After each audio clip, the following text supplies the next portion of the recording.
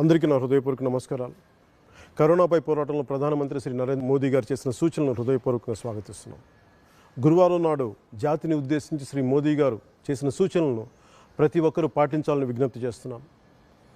ఈ నెల 22వ తేదీ ఆదివారం శ్రీ మోదీ గారు చెప్పినట్టు జనతా కర్ఫ్యూని పాటిద్దాం.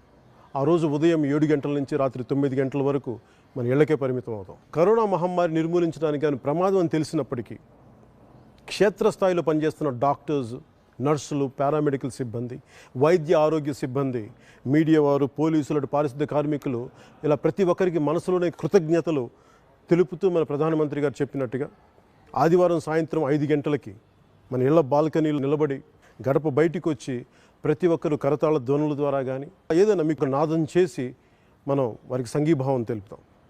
సామాజిక సంఘీభావ కార్యక్రమంలో మనందరం మమేకం అవడం మన విధిగా భావిస్తాను. మోదీ గారి పిలుపునకు దేశమంతా స్పందించాలని మనస్ఫూర్తిగా వేడుకుంటున్నాను. అలాగే తెలుగు చిత్ర పరిశ్రమ కూడా దీనికి సంఘీభావం ప్రకటించాలి. ప్రతి ఒక్క హీరోలు, హీరోయిన్లు, నటులు, నటీమణులు ప్రతి ఒక్కరు 24 క్రాఫ్ట్కి సంబంధించిన తెలుగు చిత్ర పరిశ్రమ ప్రతి ఒక్కరు కూడా దీంట్లో విధిగా పాల్గొనవలసిందిగా ప్రార్థిస్తున్నాను. ప్రధాని మాట పాటిద్దాం.